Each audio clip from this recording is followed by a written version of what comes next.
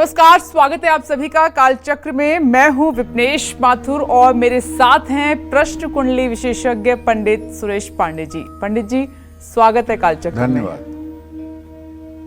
कलयुग में कष्टों की काट बनेगी हनुमान चालीसा।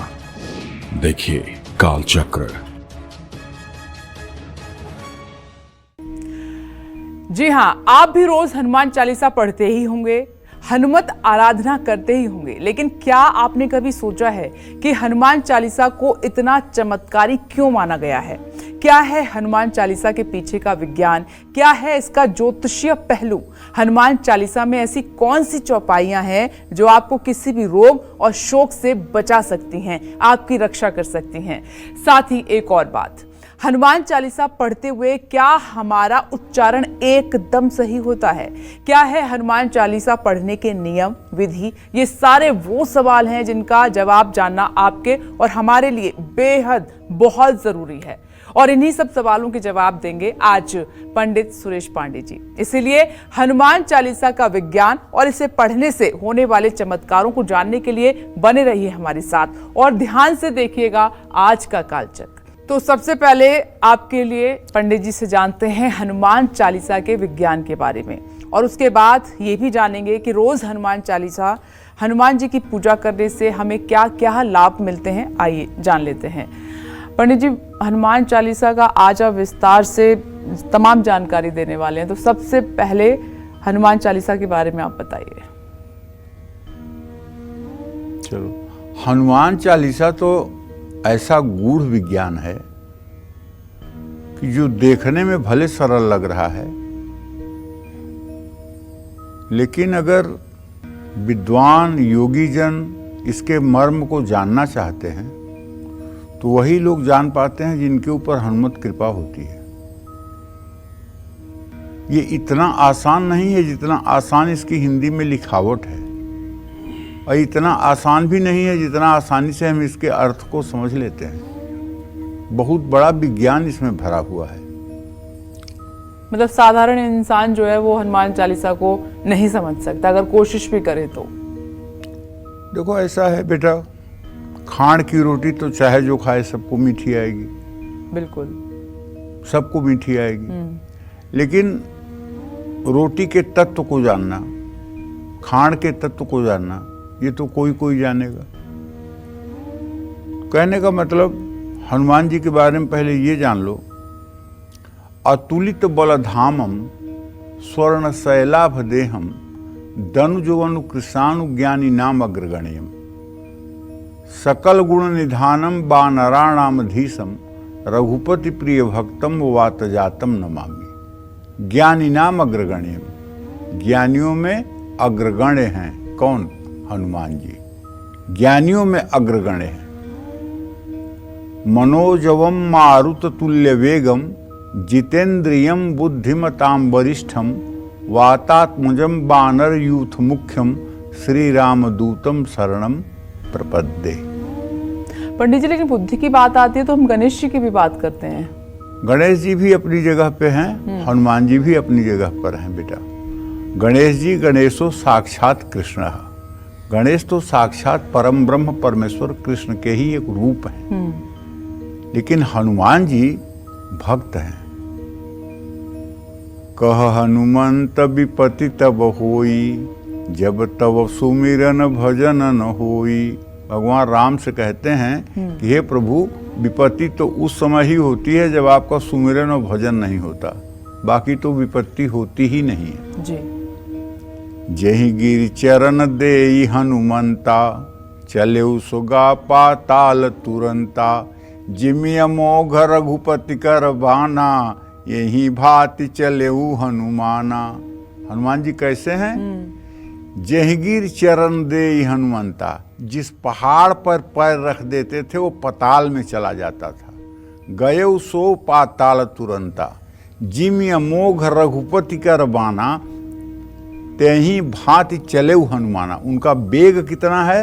रघुनाथ जी के बाणों की तरफ है। और हनुमान जी कितने दैन्य हैं। लंका में जब प्रवेश करते हैं मसक समान रूपी कपिधरी, लंक ही चले सुमिरी नरहरी।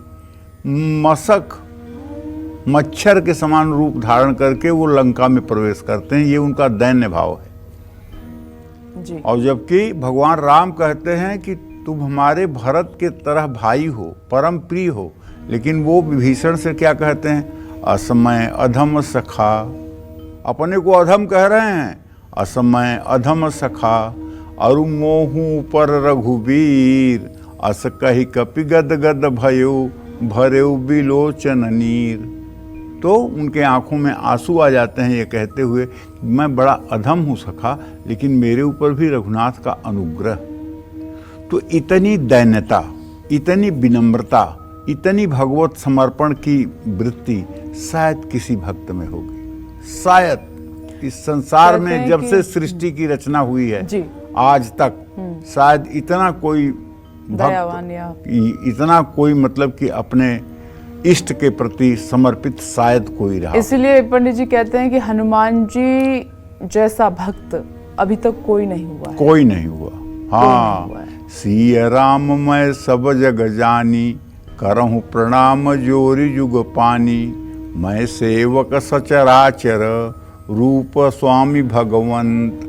कहते हैं कि मैं केवल इस संसार का एकमात्र सेवक हूँ और पूरा संसार सिय राम में है और मैं सबका सेवक हूँ। कितनी बड़ी बात है, कितनी बड़ी बात है। और कलयुग में भी हनुमान जी प्रत्यक्ष देवता हैं। कलयुग में भी प्रत्यक्ष देवता जो है वो हनुमान जी हैं और हनुमान जी की साधना उपासना करने वालों को कभी कलयुग नहीं प्रभावित करता है। तो विषय पर आते हैं जी। सबसे पहले मैं आपको हनुमान चालीसा के विज्ञान के बारे में अपनी अल्पज्ञता प्रकट करता हूँ। अल्पज्ञता इसलिए कह रहा हूँ कि मैं नहीं कह रहा हूँ कि मुझे पूरा ज्ञान है।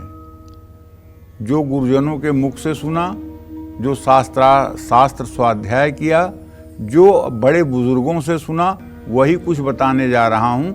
जहाँ त्रुटि हो संभाल लीजिएगा आप लोग, क्योंकि आप लोग भी भगवत स्वरूप हैं। जुग सहस्र जो जन पर भानु, लील्यों ताहि मधुर फल जानू। प्रभु मुद्रिका मेली मुख माही, जलधि लागी गयो अचर जनाही। इस दोहे का अर्थ है कि बजरंग बली ने एक युग और एक सहस्र योजन की दूरी पर मौजूद सूर्य को एक मीठा फल जान करके खा लिया था। बाल समय रवि भक्षलियो, तब तीनहु लोक भयो अधियारो। ताहि सो त्रास बतावत हैं, कपि संकट मोचन नाम तिहारो। देवन आई करी बिनती, तब छाड़ी दियो रवि कष्ट निवारो। को नहीं जानत हैं जग में, कपि संकट मोचन नाम तिहारो। कहने का अर्थ ये है कि वैज्ञानिकों ने पृथ्वी से सूर्य की दूरी का जो आकलन कलयुग में किया है, उसके अनुसार गोस्वामी तुलसीदास जी ने बहुत पहले ही सूरज और धरती के मध्य की दूरी युग सहस्त्र योजन पर भानु, लील्यों ताहि मधुर फल जानू के माध्यम से बता दी थी। अब मैं आपको बताता हूं कि हनुमान जी की उपासना करने से क्या लाभ होता है। जो व्यक्ति नित्य हनुमान चालीसा का पाठ करता है, आध्यात्मिक बल बढ़ता है। ऐसा व्यक्ति हर रोग से लड़ पाता है। हर दिन हनुमान चालीसा का पाठ करने से मन और मस्तिष्क को ऊर्जा मिलती है। नासै रोग मिटै सब पीड़ा, जो सुमिरै हनुमत बलबीरा। मस्तिष्क को ऊर्जा मिलती है, ऊर्जा। हर रोज हनुमान चालीसा का पाठ करने से मन पर पड़े पुराने बुरे अनुभवों का भार कम हो जाता है, तनाव से मुक्ति मिल जाती है। हर रोज अगर दोनों समय हनुमान चालीसा का कोई पाठ करे तो उसके जीवन में और उसके आभा मंडल में निरंतर वृद्धि होती है। संकट से हनुमान छुड़ावें, मन क्रम वचन ध्यान जो लावें। सब पर राम तपस्वी राजा, तिनके काज सकल तुम साजा। तो मनोबल बढ़ाती है हनुमान चालीसा। हनुमान चालीसा अकारण भय और तनाव को मिटाती है। हनुमान चालीसा हर तरह के रोग को मिटाती है। हनुमान चालीसा हर तरह के संकट से रक्षा करती है। हनुमान चालीसा का किसी भी तरह का नजर दोष हो, उसमें हनुमान चालीसा पढ़ने का बहुत लाभ मिलता है। नकारात्मक सोच और नकारात्मक ऊर्जा को दूर करती है हनुमान चालीसा। ग्रहों के बुरे प्रभावों को कम करने में मदद करती है हनुमान चालीसा। हनुमान चालीसा मन, तन और परिवार के क्लेश को मिटा सकती है। हनुमान चालीसा बुरी संगत और बुराइयों से दूर रखने में मदद करती है। एक प्रयोग आपको हनुमान चालीसा का बताऊं, अपना आजमाया हुआ प्रयोग बताऊं आपको।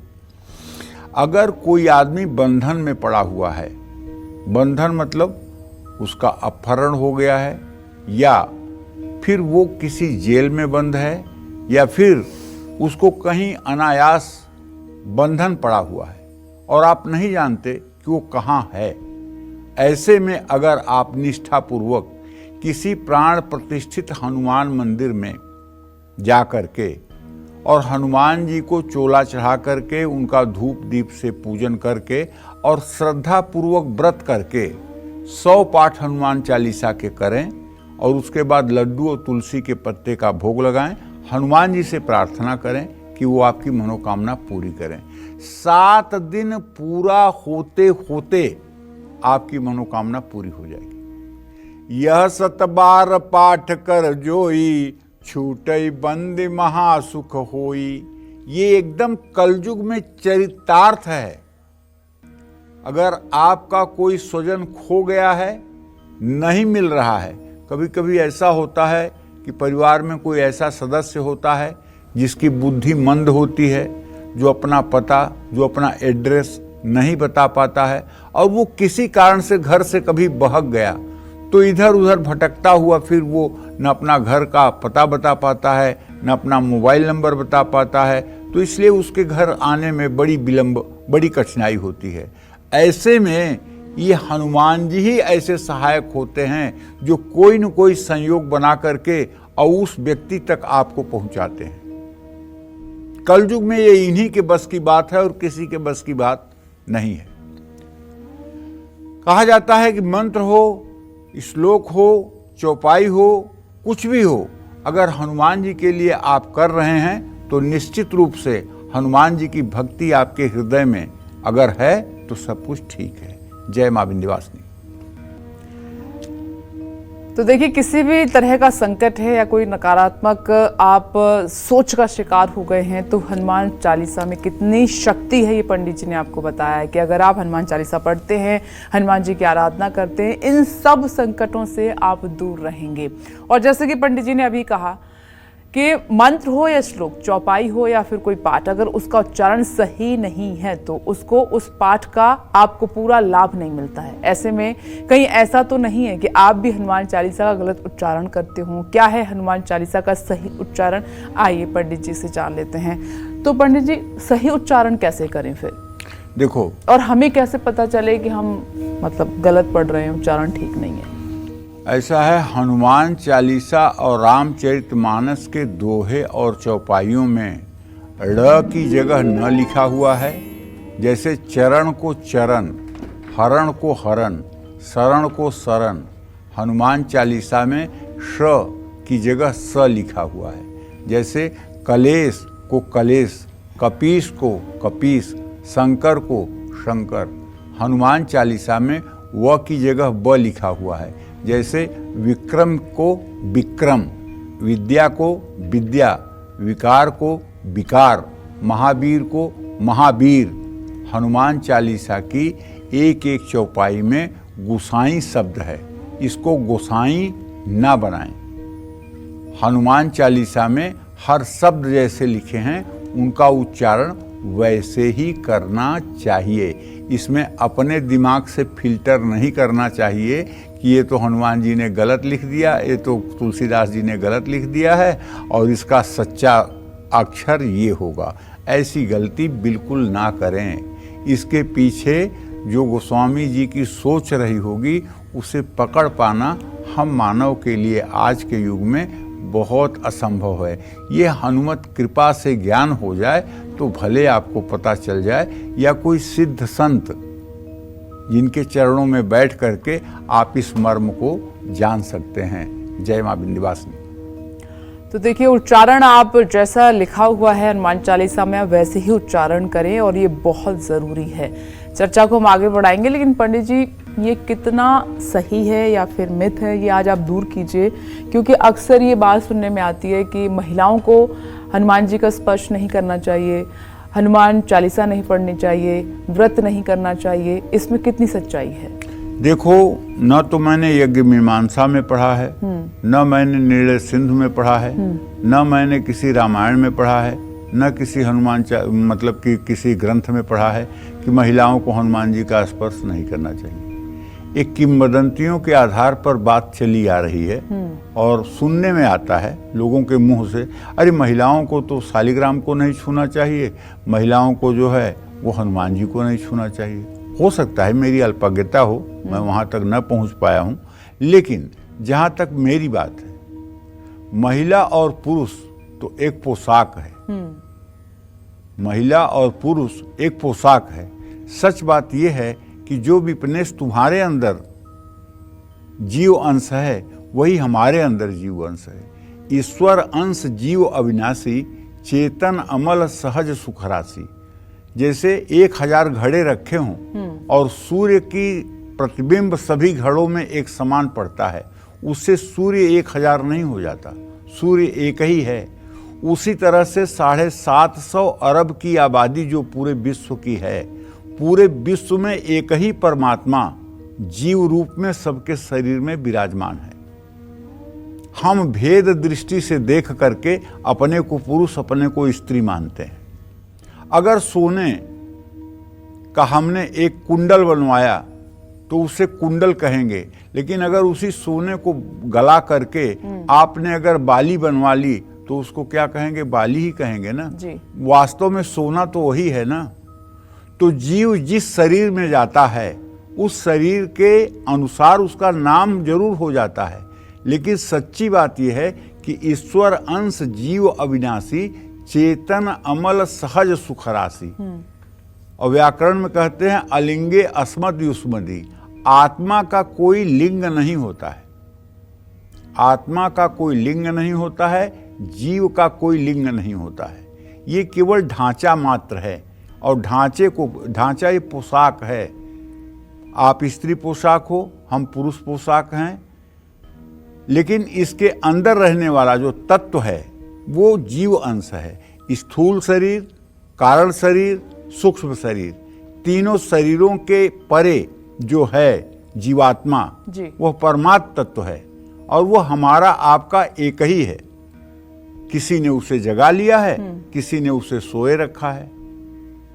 जब भगवान की भक्ति होती है, जब भगवान का यस्य जिह्वाग्रे वर्तते नाम तुभ्यम, जिसके जिह्वा के अग्रभाग पर हर समय प्रभु का सिमरन चलता है, वो जगा लेता है।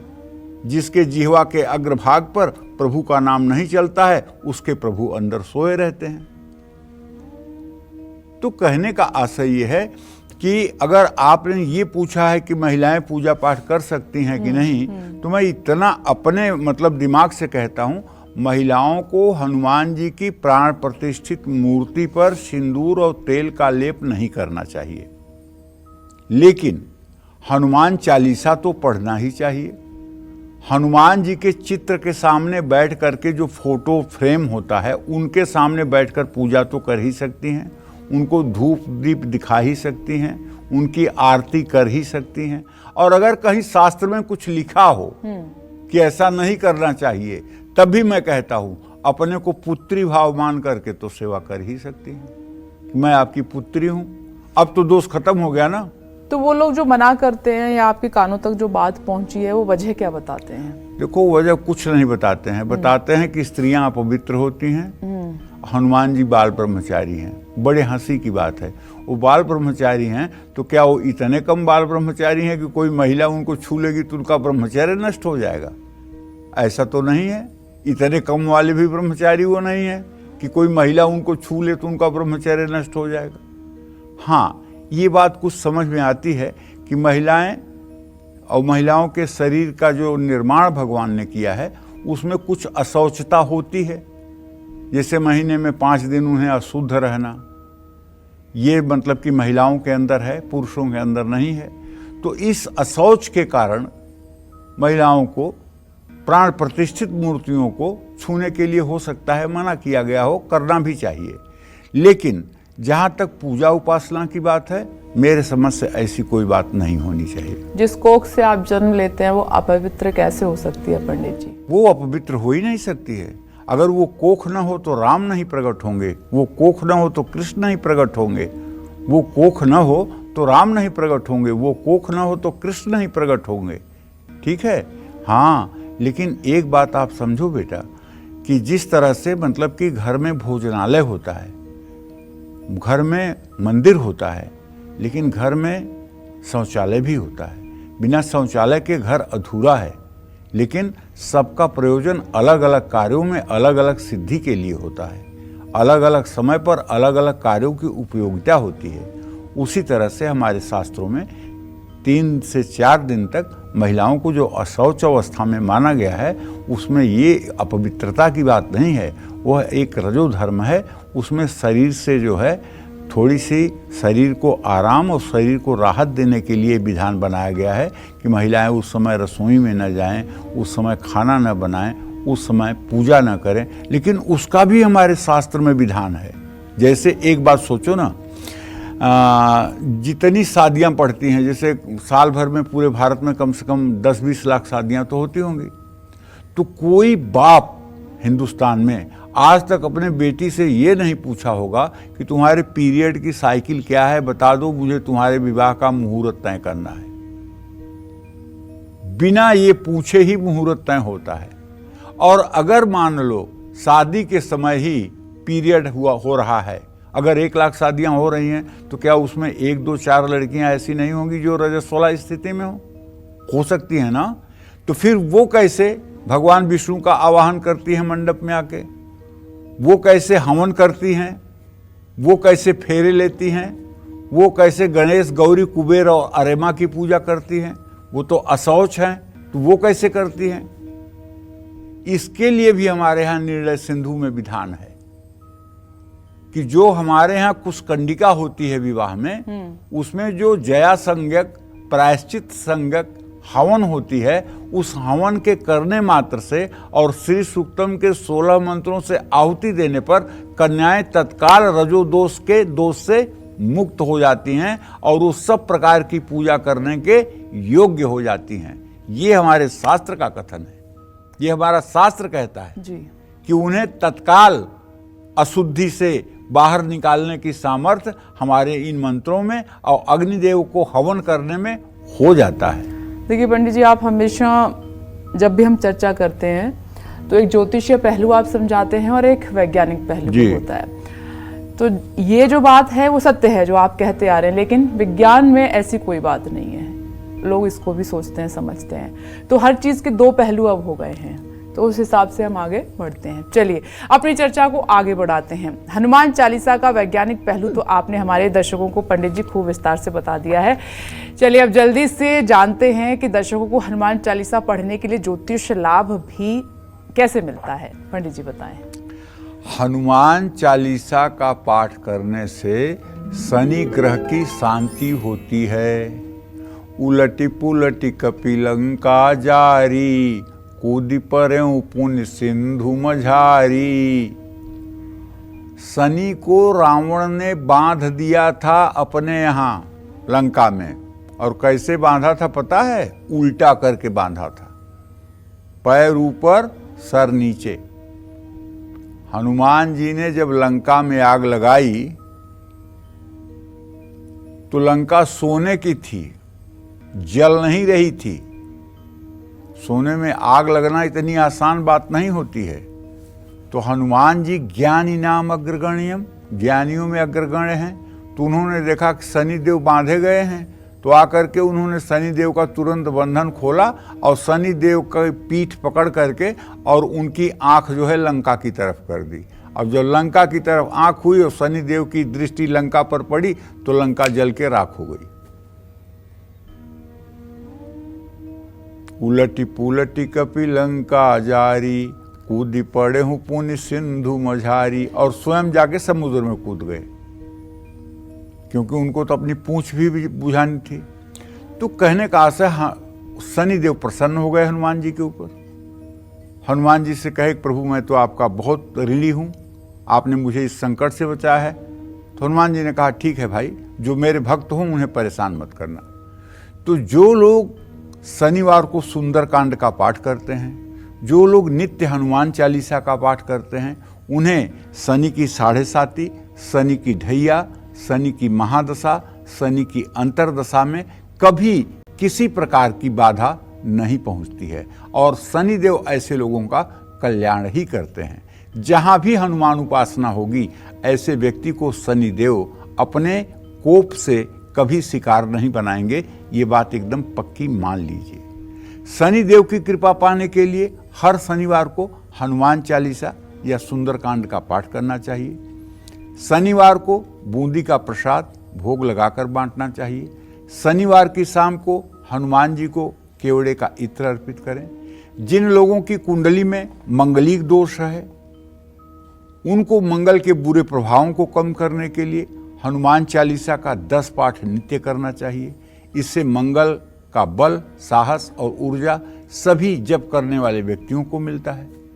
मंगल ग्रह की कृपा पाने के लिए मंगलवार को जल्दी उठकर लाल रंग के कपड़े पहनकर घर का उत्तर पूर्व दिशा में बैठकर हनुमान चालीसा पढ़नी चाहिए और चमेली का तेल का दिया जलाना चाहिए। और चमेली के तेल और सिंदूर से हनुमान जी की यदि प्रतिमा है तो उसका लेप करना चाहिए। ये सब विधान अगर नित्य नियम से किए जाएं और हर समय हनुमान जी का चित्त में स्मरण बना रहे, तो मैं विश्वास के साथ कह सकता हूँ, जीवन के कठिन से कठिन परिस्थिति में भी हनुमान जी आपके लिए चमत्कार साबित होंगे। इसमें कोई दो राय नहीं है, क्योंकि कलयुग में ये प्रत्यक्ष देवता हैं। और मैं तो ये मानता हूँ, दिन भर में लाखों बार, आप विश्वास करिए, इसमें अतिशयोक्ति नहीं है, लाखों बार हनुमान जी अपने भक्तों के लिए प्रकट होते हैं।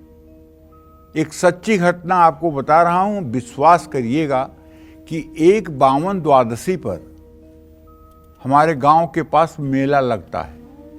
52 द्वादशी पर एक आदमी परदेश से आया था, उसकी नई नई शादी हुई थी, अपनी बहू को, अपनी पत्नी को लेकर के मेला देखने गया था। मेले में उसकी पत्नी खो गई। अब वो अनाउंस करवाया रेडियो पर मेले के, लेकिन पत्नी नहीं मिली। वो निराश होकर के भागता आया मंदिर में राम जानकी के और प्रार्थना किया कि प्रभु मेरी पत्नी मिल जाए। तो वहाँ पर एक गांजा पीने वाला जो है, वो पीपल के पेड़ के नीचे बैठा था। उसने कहा, है भैया क्या कह रहे हो? कहने, अरे भैया हमारी पत्नी खो गई है, वही भगवान जी से प्रार्थना कर रहा हूँ। कहने, कौन से भगवान जी से? कहने, राम जी से। कहें, राम जी अपनी भी लुगाई तो ढूंढ नहीं पाए, और तुम्हारी लुगाई कहाँ से ढूंढेंगे? हनुमान जी ढूंढ सकते हैं। तो बोले, तो मैं क्या करूं? कहें, जाओ 1 किलो लड्डू लेकर के आओ, हनुमान जी ढूंढ देंगे। अब वो देखो, नशे में बैठा हुआ आदमी और इतने आत्मविश्वास से कह रहा है, और वो गए 1 किलो लड्डू लेकर आने। उनकी बातों पर पूरा विश्वास हो गया, मरता क्या न करता। और जब लड्डू लेकर के आ रहे हैं तो एक वृद्ध आदमी उनकी पत्नी को लेकर आ रहा है। भैया ये आपकी पत्नी है? हाँ हाँ यही मेरी पत्नी है, ये खो गई थी। ये हनुमान जी का चमत्कार।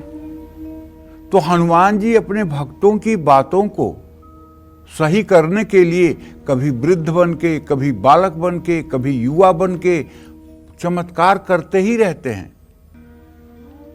आप विश्वास करिए, अगर हनुमान जी के प्रति आपके मन में समर्पण है तो मेरे कहने की कोई जरूरत नहीं, सैकड़ों चमत्कार आपके मन में इस समय चल रहे होंगे। हाँ यार, पंडित जी सही कह रहे हैं, इस समय पर मुझे ये मतलब कि चमत्कार हुआ था, इस समय ऐसा मेरे साथ हुआ था, इस समय ऐसा मेरे साथ मदद हुई थी। आपको लगेगा कि हाँ पंडित जी एकदम 100% सच कह रहे हैं, ऐसा होता है।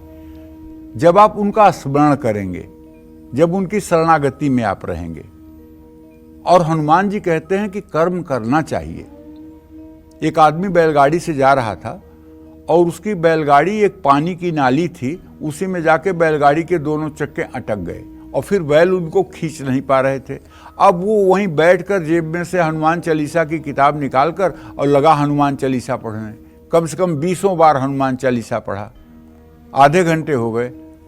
एक वृद्ध के रूप में हनुमान जी आए। बोले, भैया तुम्हारी गाड़ी इतनी देर से फंसी हुई है, तुम निकाल क्यों नहीं रहे हो? बोले, आपको क्या लगता है मैं नहीं निकाल रहा हूँ? कहें, कहाँ प्रयास कर रहे हो भैया? कहें, आप देख नहीं रहे मैं हनुमान चालीसा पढ़ रहा हूँ। कहें, हनुमान जी ने कोई चमत्कार तो नहीं किया था। हनुमान जी ने अगर लंका पार करना था तो समुद्र पार करके गए थे, लंका जलाना था तो इस मकान से उस मकान पे कूदे थे। तो तुम कुछ कर्म भी तो करो। कहें, क्या कर्म करूँ? कहें, आप उतरो, एक चक्का में आप हाथ लगाओ, एक चक्का में मैं हाथ लगाऊं, पार हो जाएगा। तो जब वो उतरा, एक चक्के में वो हाथ लगाया, एक चक्के में हाथ वो वृद्ध रूपी हनुमान जी ने लगाया और बैलों को थोड़ा सा पुचकारा तो गाड़ी पार हो गई। तो हनुमान जी अपने भक्तों को फंसा देख करके ऐसा भी करने आते हैं। इसमें अतिशयोक्ति मत मानिए। कलयुग के ये प्रत्यक्ष देवता हैं। अगर इनकी अनुपस्थिति हो जाए ना तो कलयुग पूरे दुनिया को त्राहि त्राहि करा देगा। तो मैं तो ये कहूँगा अपने समस्त दर्शकों से और देशवासियों से कि अपने बच्चों को और कुछ आप दीजिए, धन दौलत या न दीजिए, लेकिन उन्हें बचपन में एक तो गायत्री मंत्र बोलना सिखाइए और दूसरे हनुमान चालीसा का पाठ करना सिखाइए। अगर ये 2 काम आपने करा दिया तो समझ लीजिए कि आपने बहुत बड़ा यज्ञ कर लिया।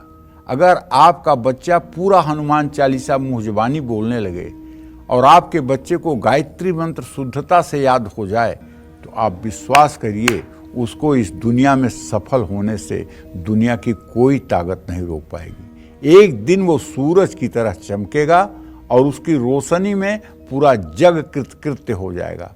बस आजकल क्या है कि हम माता पिता ही भागवती का आचरण नहीं कर रहे हैं, जिससे बच्चों को कोई संदेश नहीं जा रहा है। और बच्चे सब कुछ हम ही को देख करके सीखते हैं। जिस तरह से हमारी पूजा पाठ में आसक्ति होगी, जिस तरह से हमारा पूजा पाठ के प्रति समर्पण होगा, उसका पूरा असर बच्चों के ऊपर पड़ेगा। इसमें कोई 2 राय नहीं है। जय मां विंध्यवासिनी। पंडित जी आपको हनुमान चालीसा पढ़ने का वैज्ञानिक और ज्योतिषीय महत्व बता रहे हैं, साथ ही आपको कब और कैसे पढ़नी चाहिए हनुमान चालीसा, इसके बारे में भी पंडित जी से हम चर्चा करेंगे। लेकिन उससे पहले पंडित जी से ये जानते हैं कि वो कौन से ऐसे ग्रह हैं जो हनुमान जी की पूजा करने मात्र से आपको शुभ फल देते हैं। तो पंडित जी अब ग्रह शांति के लिए बताइए कि कौन से ग्रह हैं जिनका शुभ फल हमें मिल सकता है हनुमान चालीसा का पाठ करने से। हनुमान चालीसा से 9 ग्रहों की बात मैं क्या कहूँ, सारे दुनिया के जितने देवी देवता हैं सब प्रसन्न हो सकते हैं।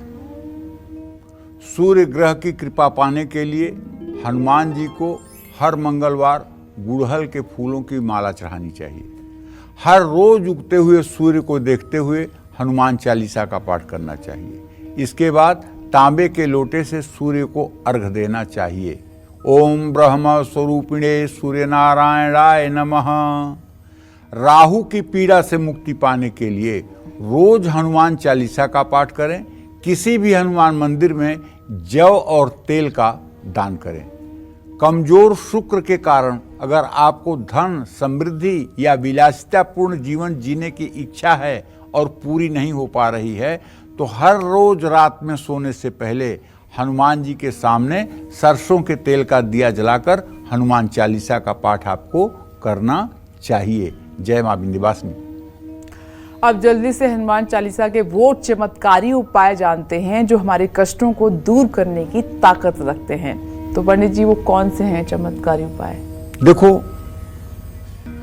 ये शरीर प्रारब्ध के वशीभूत है और विधाता ने जो छठी रात के अंत में लिख दिया है उसे हमें कम बेसी भोगना पड़ता है। ये पूर्व जन्म का प्रारब्ध है। अनजान में की गई भूल की वजह से आप अगर कानूनी मामलों में, मुश्किलों में फंस गए हैं तो हनुमान चालीसा का 100 बार अगर आप पाठ करें तो निश्चित रूप से 7 दिन ये पाठ करने के बाद आपको राहत मिल जाएगी। अगर आप निरपराध हैं तो आपको सफलता मिल जाएगी। अगर आपको गलत तरह से टारगेट किया गया है तो भी आपको सफलता मिल जाएगी। अगर आपके खिलाफ षड्यंत्र किया गया है तो भी आपको सफलता मिल जाएगी। और किसी ने पूर्वाग्रह से ग्रसित होकर के आपसे शत्रुता निकालने के लिए आपको अनायास फंसाया है, तब भी हनुमान जी आपके साथ न्याय करेंगे। इसी तरह से अगर आपके पास पैसे का संचय नहीं हो पाता है, पैसे नहीं रुकते हैं, हमेशा पैसों की कमी बनी रहती है, तो अष्ट सिद्धि नवनिधि के दाता असबर दीन जानकी माता। 8 सिद्धियां नवनिधियां हनुमान जी के पास हर समय रहती हैं। तो भैया मंगलवार के दिन सुबह दिव्य स्नान करके बड़ के पेड़ का एक पत्ता तोड़ लीजिए और पत्ते को साफ पानी से धो लीजिए। अब इस पत्ते को कुछ देर हनुमान जी की प्रतिमा के सामने रखिए, उस पर लिखिए ओम हं हनुमते नमः। अष्टगंध की स्याही बना लीजिए, चमेली के कलम से लिख दीजिए या उस पर लिख दीजिए श्री राम। और इस पत्ते को आप अपने धन रखने के स्थान में स्थापित कर लीजिए। हनुमान चालीसा का जप करते हुए इस पत्ते को अपने पर्स में भी रख सकते हैं। जब ये पत्ता पूरी तरह से सूख जाए तो इस पत्ते को नदी में प्रवाहित कर दें। ये उपाय दोहराते रहें, घर में सुख शांति बनी रहेगी। इसके लिए हर मंगलवार और शनिवार को हनुमान मंदिर जाकर गुड़ और काले भीगे हुए चने का भोग लगाएं। घर में सुबह शाम हनुमान चालीसा का पाठ करें। पाठ करने के पहले और बाद में आधे घंटे तक किसी से बात न करें। 21 दिनों तक ऐसा करने से हनुमान जी की कृपा आप पर सदैव बनी रहेगी। जय मां विंध्यवासिनी। और बिहार हाजीपुर से सोनाली जी इस वक्त हमारे साथ फोन लाइन पर मौजूद हैं। आपका स्वागत है कालचक्र में। अपना प्रश्न पंडित जी से कीजिए। सोनाली जी अपना प्रश्न पंडित जी से कीजिए। हेलो। हाँ बोलो बेटा। प्रणाम पंडित जी। जय मां विंध्यवासिनी। जय मां विंध्यवासिनी बेटा। पंडित जी मेरा डेट ऑफ बर्थ है 29/9/1999। मुझे अपनी भविष्य के बारे में जाननी है पंडित जी। मुझे आगे का भविष्य कैसा रहेगा? मैं बहुत ज्यादा टेंशन में रहती हूँ अपनी भविष्य के बारे में। मुझे अरे बिल्कुल टेंशन मत लो। बृहस्पति और सूर्य का इत्तिसाल चतुर्थ दशम है। चिंता मत करो, तुम्हारा भाग्योदय होने वाला है। बस तुम्हें एक काम सोनाली करना है, मैं बता दे रहा हूँ। 9 दिन के नवरात्र व्रत करना शुरू कर दो। 9 दिन के नवरात्र व्रत करो। दुर्गा सप्तशती में जो कवच है दिव्या कवचम, उस कवच का पाठ करो। अर्गला स्तोत्र का पाठ करो और दुर्गा अष्टोत्तर शतनाम का पाठ करो। सप्त श्लोकी दुर्गा का पाठ करो और क्षमा प्रार्थना करो। इतना पाठ अगर सुबह शाम करोगी और पूरे नवरात्र का 9 दिनों का व्रत रहोगी तो पक्का मान लो बेटा, आपका एकदम मरणोपरांत मतलब मरते दम तक आपका भाग्य हर समय आपके साथ रहेगा और आपको यश कीर्ति सम्मान निरोगता सब कुछ मिलेगा। आपका भाग्य अच्छा है, इसमें कोई दो राय नहीं। लेकिन चंद्रमा और शनि की स्थिति के कारण आपके मन में अपने भविष्य को लेकर के नकारात्मक विचार बहुत आते हैं। इन नकारात्मक विचारों से बचने के लिए आपको नवरात्र के व्रत करना चाहिए। नवमी के दिन 9 कन्याओं को 2 वर्ष से लेकर 10 वर्ष तक की कन्याओं को अपने घर आदर से बुला करके उन्हें अच्छे आसन पर बैठाकर उनका पैर धोकर उनके माथे पे टीका करके उन्हें हलवा पूड़ी खिलाओ और उन्हें कुछ 10-10, 20-20 रुपया दक्षिणा भी दो और उनके पैर छुओ। देखो आपकी किस्मत कैसे बदल जाती है। जय मां विंध्यवासिनी। धन ऐश्वर्य पाने के लिए और कर्ज से मुक्ति और परिवार से कलेश मिटाने के लिए हनुमान चालीसा से हम कौन से उपाय कर सकते हैं, आइए जानते हैं।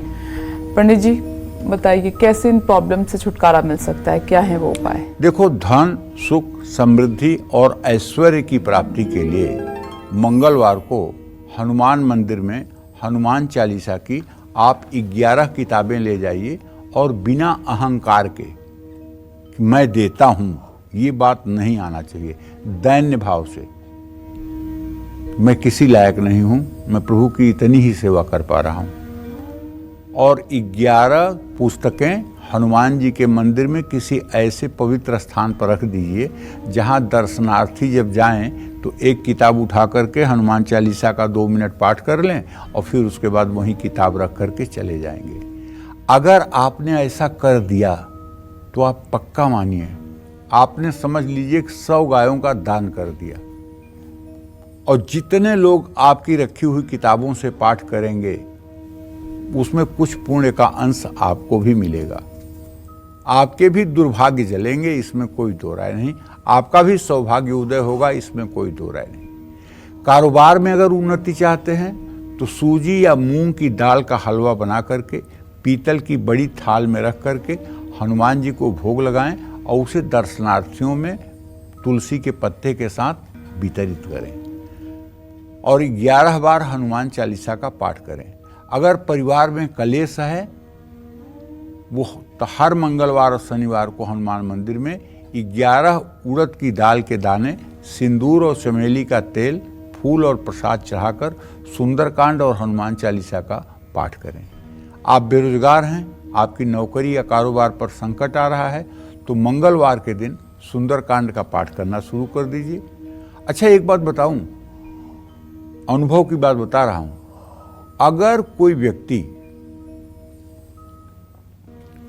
बदनसीबी की मार झेलते झेलते थक चुका है और अब लगता है कि जीवन जीने का कोई मकसद नहीं है, अब लगता है कि चारों दिशाओं में अंधकार है, बीमारी ने, कर्ज ने, मुकदमे ने इस तरह से जकड़ लिया है कि अब लगता है कि इन मुसीबतों से निकल पाने का कोई रास्ता नहीं है, तो मैं इस कलिकाल में एक चमत्कारी उपाय आपको बताता हूं। अगर आप पुरुष हैं तो हर रोज सूर्यास्त के बाद एक पंचमुखी हनुमान जी का सुंदर सा चित्र घर में लगा करके और उनका फेस करिए साउथ में, दक्षिण तरफ उनका मुंह करिए और उनकी रोज विधिवत पूजा करके, हनुमान जी के ऊपर जल नहीं चढ़ाया जाता है, इस बात का ध्यान रखिए। हनुमान जी के केवल चरणों पर जल डाला जाता है, हनुमान जी के शरीर पर जल नहीं डाला जाता है, इस बात का ध्यान रखिए। तो खूब विधि से पूजा करके अगर 100 दिन लगातार ब्रह्मचर्य रह करके और आप हनुमान जी के सुंदरकांड का 100 दिन पाठ कर लें तो मैं दावे के साथ कह सकता हूँ आपका हिमालय की तरह भी अगर दुर्भाग्य होगा तो वो भी जल करके राख हो जाएगा। माने पाप का समूह चाहे जितना बड़ा होगा लेकिन 100 दिन सुंदरकांड का पाठ करने के बाद आपको राहत मिल जाएगी। हर मंगलवार को हनुमान चालीसा का पाठ करते रहिए। अगर कर्ज से मुक्त होना चाहते हैं तो बुधवार और रविवार को कभी भी पैसे वापस किसी को न करें। पैसा अगर उधारी का वापस करना है तो मंगलवार को चुकाने की कोशिश करिए, इससे कर्जा जल्दी उतरेगा। अपने घर में 9 बत्तियों वाला सरसों के तेल का बड़ा सा दीपक बना लीजिए, उसमें 2 लौंग डाल दीजिए और दीपक जलाकर तब हनुमान चालीसा का पाठ करिए। शरीर में किसी भी तरह की अगर पीड़ा है तो हनुमान चालीसा के साथ हनुमान बाहुक का पाठ करिए। कुछ लोग ऐसे हैं जिनके शरीर में बैठने के स्थान पर फोड़े होने लगते हैं, 1 फोड़ा हुआ, 2 फोड़ा हुआ, 3 फोड़ा हुआ, 4 फोड़ा हुआ, ऐसे 7 फोड़ा 10 फोड़ा होते हैं और बहुत कष्ट पाते हैं ऐसे लोग। मतलब उन्हें पेट के बल सोना पड़ता है। या शरीर में एक्जिमा हो गया, अपरस हो गया, उससे पानी निकलता है, मवाद निकलती है। ये सब ऐसे रोग हैं जो पूर्व जन्म के प्रारब्ध के द्वारा होते हैं। इन संकटों से बचाने के लिए आपके लिए हनुमान जी बहुत सहायक हैं। अगर आप हनुमान बाहुक का सुबह शाम पाठ करना शुरू कर दें तो मैं विश्वास के साथ कह सकता हूँ चर्म रोग से संबंधित जितने भी रोग हैं 6 महीने से 1 साल के अंदर वो आपके जीवन में राहत दे देंगे, इसमें कोई दो राय नहीं। लेकिन हनुमान जी के प्रति आपके मन में पूर्ण रूपेण समर्पण होना चाहिए। आज का आदमी ऐसा है, मुझे नहीं कहना चाहिए ये बात लेकिन कह रहा हूं कि अगर एक नारियल ले जाके भगवान जी को चढ़ाया और उसका काम नहीं हुआ तो उसके मन में अश्रद्धा आ गई। कह रहे भगवान जी तो सुनते नहीं, भगवान जी की पूजा पाठ बेकार है। बच्चे अपने माँ बाप को कहते हैं आप तो जिंदगी भर से पूजा पाठ कर रहे हो, क्या हो गया आपकी ज़िंदगी में, क्या हुआ आपकी ज़िंदगी में, पूरी ज़िंदगी से तो आप दुख भोग रहे हो। अरे भगवान कोई व्यापार के केंद्र नहीं है कि जहाँ हम पैसे देंगे और टोकन पाएंगे। भगवान वो शक्ति है, ईश्वर वो शक्ति है जो हमें हर सुख दुख से लड़ने की ताकत देता है। भगवान धैर्य के रूप में हमारे शरीर में विराजमान होकर के हमें परिस्थितियों का सामना करने की सामर्थ्य देते हैं। और हर समय भगवान से कुछ मांगते समय एक बात जरूर जोड़ देना चाहिए कि प्रभु मैं तो अल्पज्ञ हूं, मैं ये मांग रहा हूं, लेकिन आप ज़्यादा हमसे मतलब कि जानकार हैं मेरे हित के बारे में। जो मेरे हित में हो वही करिएगा, अगर ये मेरे हित में हो तो कर दीजिएगा, न हित में हो तो मत करिएगा। इतनी छूट हर समय भगवान को दीजिएगा। नहीं तो कभी कभी ऐसा होता है कि भस्मासुर ने जबरदस्ती वर मांग लिया शिव जी से कि मैं जिसके ऊपर हाथ रखूं वो जल जाए। पहले उसने शिव जी को ही हाथ रखना चाहा, शिव जी को ही दौड़ा लिया।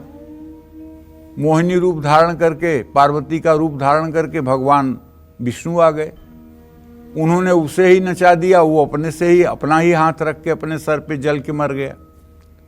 तो कहने का मतलब है कि अगर हम गलत डिमांड भगवान से करते हैं तो वो गलत डिमांड भी हमारे लिए पतन का कारण हो जाती है। इसलिए भगवान को एक छूट देना चाहिए कि हे प्रभु मेरी डिमांड ये है, मेरी मांग ये है, लेकिन प्रभु आप सर्वज्ञ हैं, मेरे हित के बारे में आपसे ज़्यादा भला कौन जानता होगा।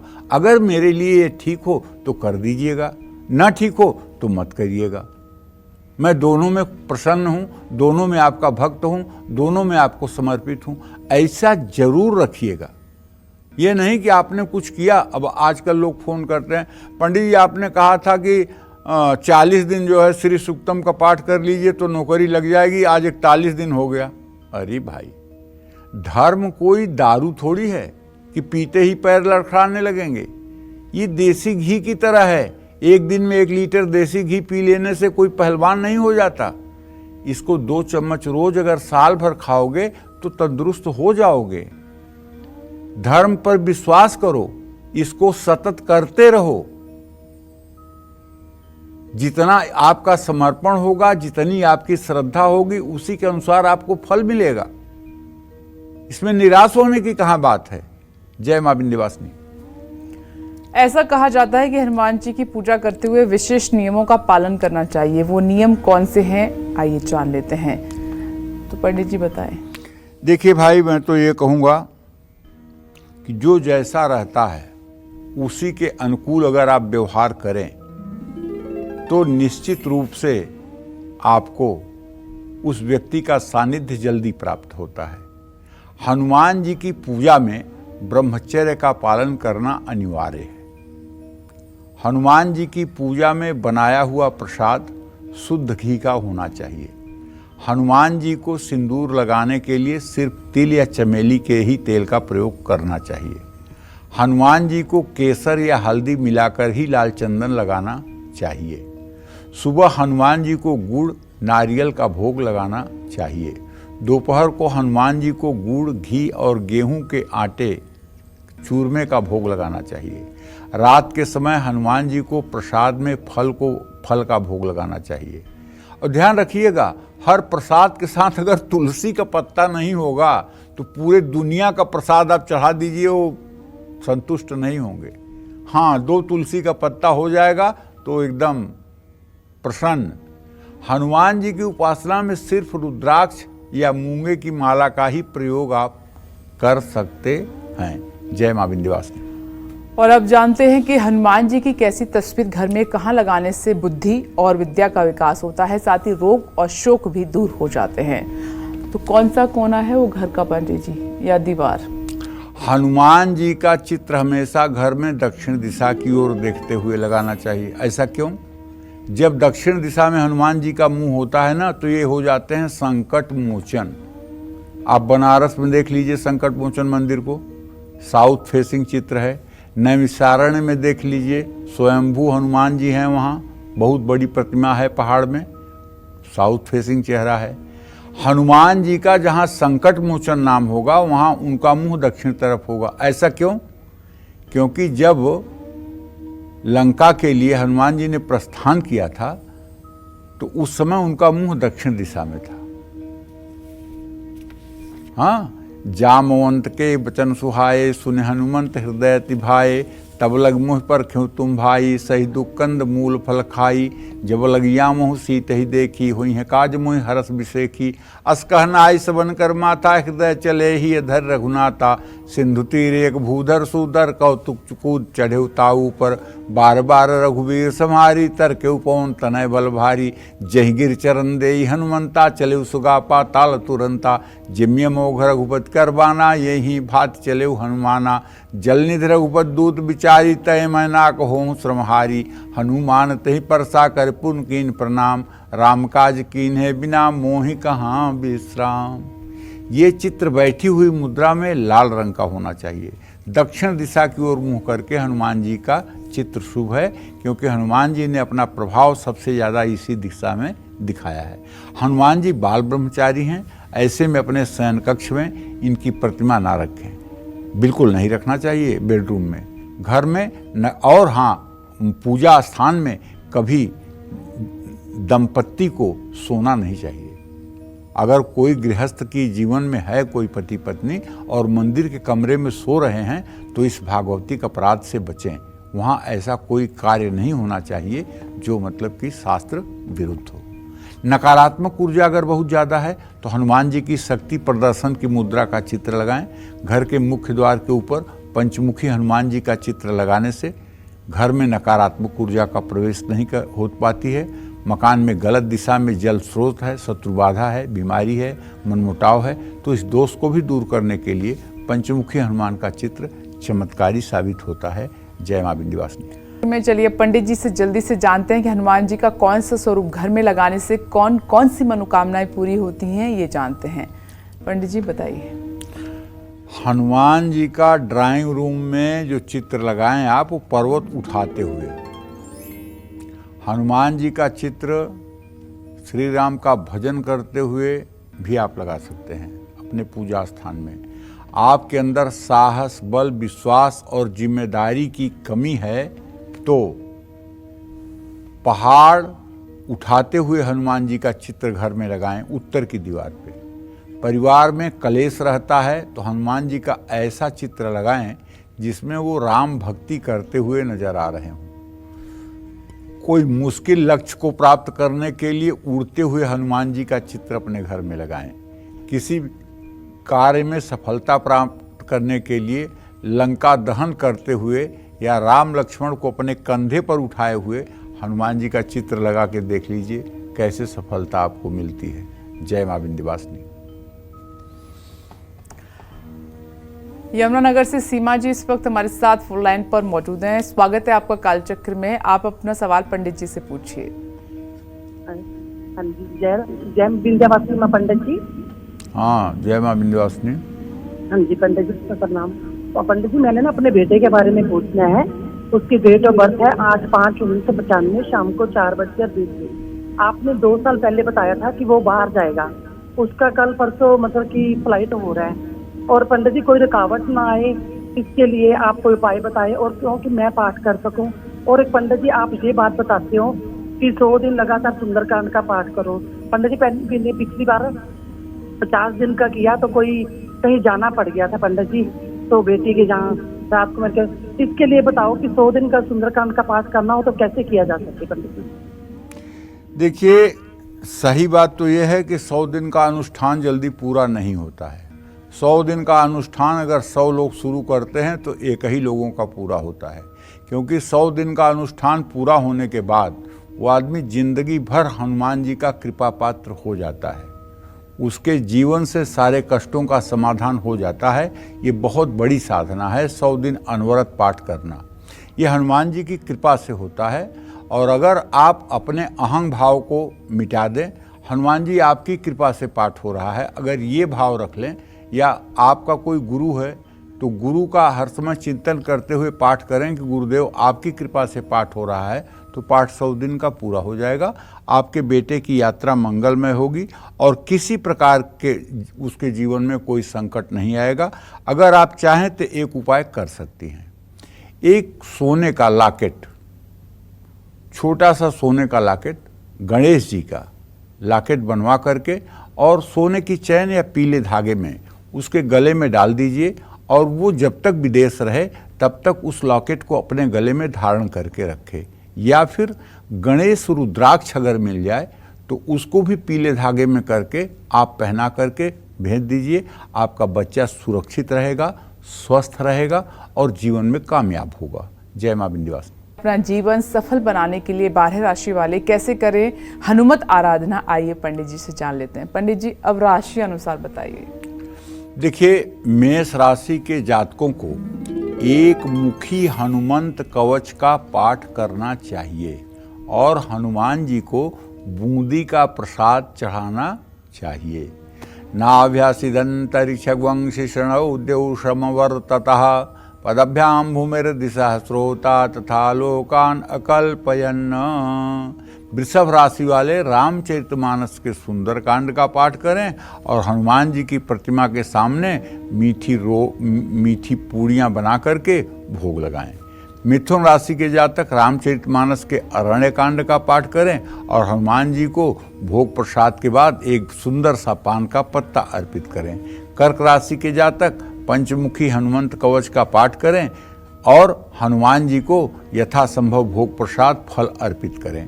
सिंह राशि के जातक रामचरितमानस के बालकांड का पाठ करें और हनुमान जी को गुड़ की रोटी का भोग लगाएं। कन्या राशि के जातक रामचरितमानस के लंका कांड का पाठ करें और हनुमान जी की प्रतिमा के सामने घी के 6 दिए जलाएं। तुला राशि के जातक रामचरितमानस के बालकांड का पाठ करें। वृश्चिक राशि के जातक हनुमानाष्टक का पाठ करें। हनुमान जी को गुड़ वाले चावल बनाकर भोग लगाएं। धनु राशि के जातक रामचरितमानस के अयोध्या कांड का पाठ करें। हनुमान जी को शहद कटोरी में रख करके उसमें तुलसी का पत्ता डाल के भोग लगाएं। मकर राशि के जातक रामचरितमानस के किष्किंधा कांड का पाठ करें। कुंभ राशि वाले रामचरितमानस के उत्तरकांड का पाठ करें और हनुमान जी को मीठी रोटी बनाकर भोग लगाएं। मीन राशि वाले हनुमान बाहुक का पाठ करें, इससे कल्याण होगा। जय मां विंध्यवासिनी। पंडित जी, आपका बहुत बहुत धन्यवाद। धन्यवाद। उम्मीद करते हैं कि आज का विषय हमारा आपको बहुत पसंद आया होगा। कल फिर एक नए विषय और आपकी परेशानियों को दूर करने के लिए ढेरों उपाय लेकर आएंगे हम पंडित सुरेश पांडे जी के साथ। तब तक के लिए कालचक्र की टीम को दीजिए इजाजत। नमस्कार।